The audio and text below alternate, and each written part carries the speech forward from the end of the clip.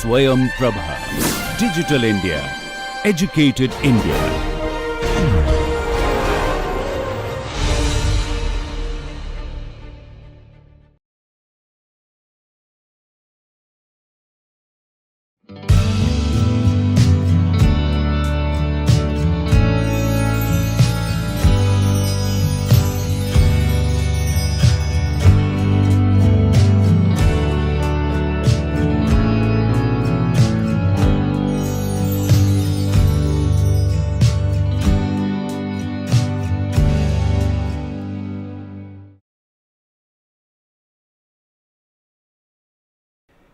Good morning. Let us now complete our discussion of Mahesh Dattani's plays through an overview of his work.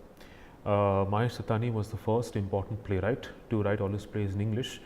He came from a Gujarati Sindhi family and was born and raised in Bangalore. He initially worked as an accountant and then dedicated his life to theatre and writing plays. His work was largely inspired by the work of Alec Padamsee, who witnessed many of his plays, also directed them, watched them, appreciated them, critiqued them.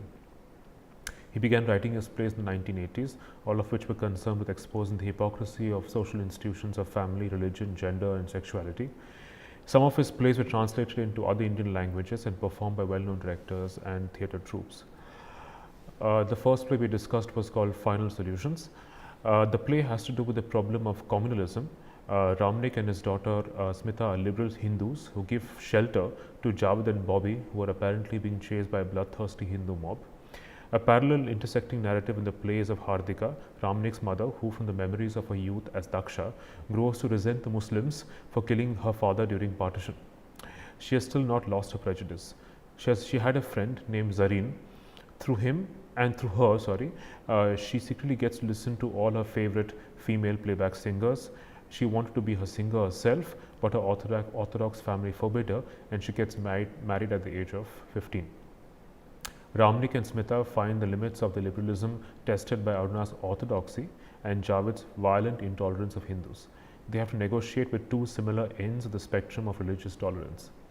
Unlike Bobby, who refuses to identify with his community and is ashamed to be a part of it, unlike Bobby, who refuses to identify with his community and is ashamed to be a part of it, Javed is initially a rebellious and violent Muslim who wants to avenge the persecution of his community by Hindus.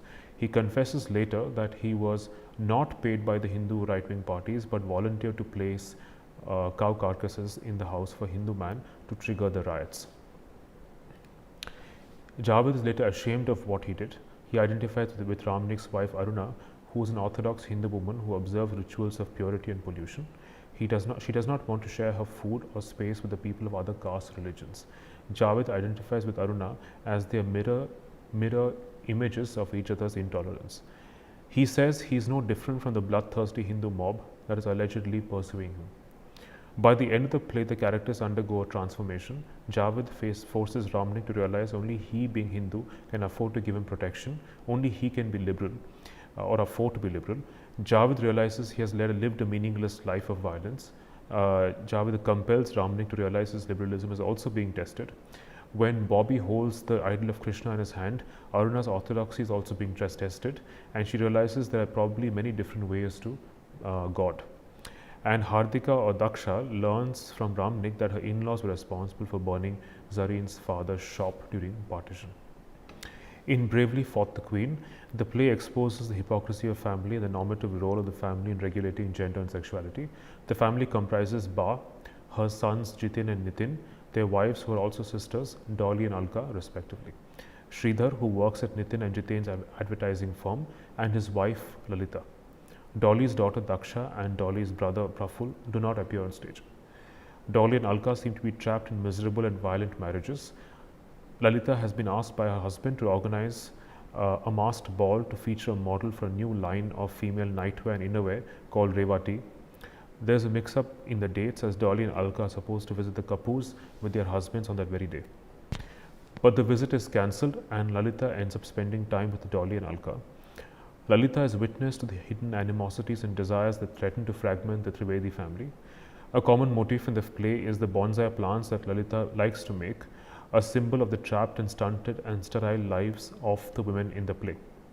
Dolly is also wearing a face mask in the beginning of the play to suggest the artifice of her life.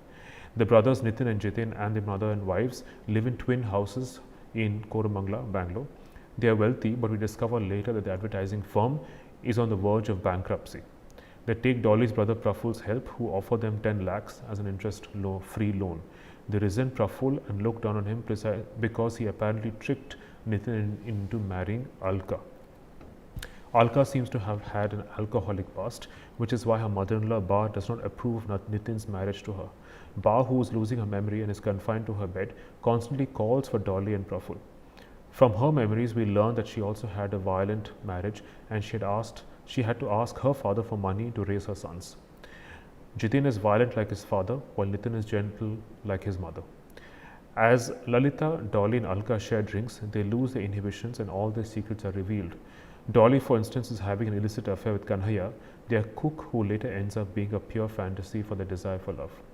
Alka is unhappy in her marriage, and Dolly resents her for always being the more popular of the sisters. But appearances are different from the reality. We discover Jitin is a violent and unscrupulous man who exploits Sridhar. When Sridhar agrees with the customer's hostile feedback on the ad campaign for the innerwear and nightwear, saying it is too sexist and objectifies women, Jitin insists on carrying on with the campaign and targeting men who have the buying power to make their wives look sexy. Jitin desperately needs the Revati account to lift their firm from bankruptcy. Jitin orders Sridhar to find him a sex escort who will fulfill his pleasures. He wants to sell the ancestral home to redeem their debts. He wants Nitin to order Alka to leave the house because of her alcoholism and her alleged affair with another man to win Ba's approval.